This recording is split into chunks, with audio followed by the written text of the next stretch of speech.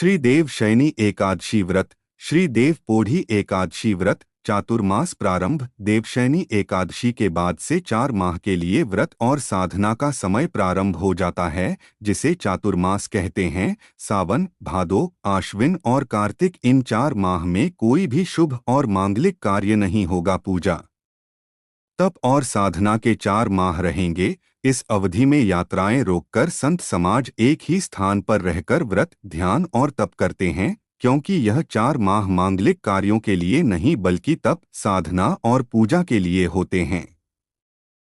इस माह में की गई पूजा, तप या साधना जल्द ही फलीभूत होती है। सो जाते हैं प्रभु श्री हरि। 4 माह के लिए देव यानी कि श्री हरि विष्णु योग निद्रा में चले जाते हैं।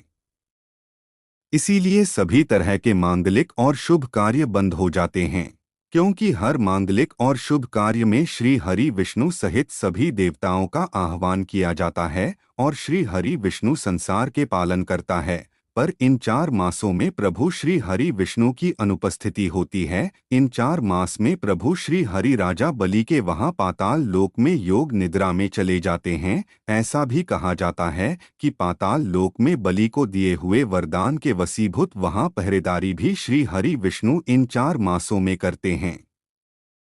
सूर्य और चंद्र का तेज हो जाता है कम। देवशयनी एकादशी के बाद 4 महीने तक सूर्य, चंद्रमा और प्रकृति का तेजस तत्व कम हो जाता है। शुभ शक्तियों के कमजोर होने पर किए गए कार्यों के परिणाम भी शुभ नहीं होते, इसीलिए भी मांगलिक कार्य बंद हो जाते हैं और प्रभु श्री हरि विष्णु जी की उपस्थिति भी नहीं होती है। इस अवधि में यात्राएं रोककर संत समाज एक ही स्थान पर रहकर व्रत, ध्यान और तप करते हैं, क्योंकि यह 4 माह मांगलिक कार्यों के लिए नहीं बल्कि तप, साधना और पूजा के लिए होते हैं। इस माह में की गई पूजा, तप या साधना जल्द ही फलीभूत होती है। भोजन में रखी जाती है सावधानी। मांगलिक कार्यों में हर तरह का भोजन बनता है, लेकिन चातुर्मास में वर्षा ऋतु का समय रहता है। इस दौरान भोजन को सावधानी पूर्वक चयन करके खाना होता है, अन्यथा किसी भी प्रकार का रोग हो सकता है। 4 माह में किस तरह का भोजन करना चाहिए और किस तरह का नहीं, यह बताया गया है, क्योंकि जठर की अग्नि मंद हो जाती है। स्वास्थ्य सुधारने के माह, यह 4 माह स्वास्थ्य सुधार कर आयु बढ़ाने के माह भी होते हैं।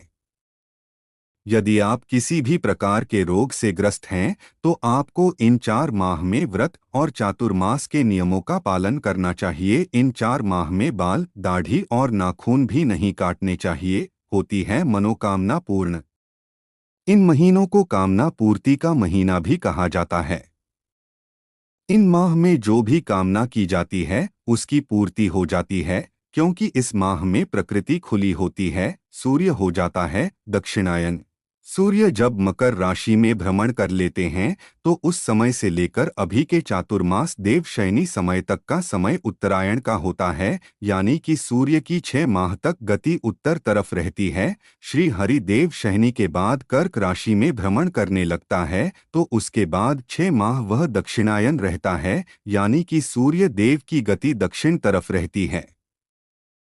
दक्षिणायन को पितरों का समय और उत्तरायण को देवताओं का समय माना जाता है। इसीलिए दक्षिणायन समय में किसी भी प्रकार के मांगलिक कार्य नहीं किए जाते हैं। 4 माह नहीं करते हैं ये कार्य। इन 4 माह में विवाह, मुंडन, गृह प्रवेश, जातकर्म, संस्कार आदि कार्य नहीं किए जाते, क्योंकि चातुर्मास को नकारात्मक शक्तियों के सक्रिय रहने का मास भी कहा जाता है। इसीलिए भी इस चातुर्मास में जप, तप, ध्यान, व्रत, दान ज्यादा किए जाते हैं। शिव के गण रहते हैं सक्रिय। चातुर्मास में श्रीहरि विष्णु 4 माह के लिए पाताल लोक में राजा बलि के यहाँ शयन करने चले जाते हैं और उनकी जगह भगवान शिव ही सृष्टि का संचालन करते हैं, और तब इस दौरान शिवजी के गण भी सक्रिय हो जाते हैं। ऐसे में यह शिव पूजा, तप और साधना का होता है, मांगलिक कार्यों का नहीं। ऋतुओं का प्रभाव, हिंदू व्रत और त्योहार का संबंध मौसम से भी रहता है। अच्छे मौसम में मांगलिक कार्य और कठिन मौसम में व्रत रखे जाते हैं। चातुर्मास में वर्षा, शिशिर और शीत ऋतुओं का चक्र रहता है, जो कि शीत प्रकोप, के कारण जठराग्नि मंद हो जाती है, पाचन क्रिया धीमी पड़ जाती है। इसीलिए भी आरोग्य की दृष्टि से जप तप के द्वारा खाने में संयम रखने के लिए व्रत उपवास आदि किए जाते हैं। श्री देवशयनी एकादशी व्रत और पूजा विधि। व्रत के दिन सुबह स्नान के बाद देवशयनी एकादशी व्रत और पूजा का संकल्प करें। इसके लिए आप हाथ में जल, अक्षत और फूल लेकर संकल्प करें। प्रात से ही बहुत सारे सिद्ध योग है। ऐसे में आप प्रात स्नान के बाद देवशयनी एकादशी व्रत की पूजा कर सकते हैं।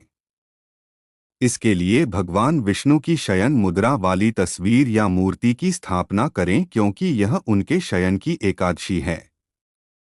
अब आप भगवान विष्णु और माता लक्ष्मी की पूजा करें। भगवान विष्णु को पीले वस्त्र, पीले फूल, फल, चंदन, अक्षत, पान, सुपारी, तुलसी के पत्ते, पंचामृत आदि अर्पित करें।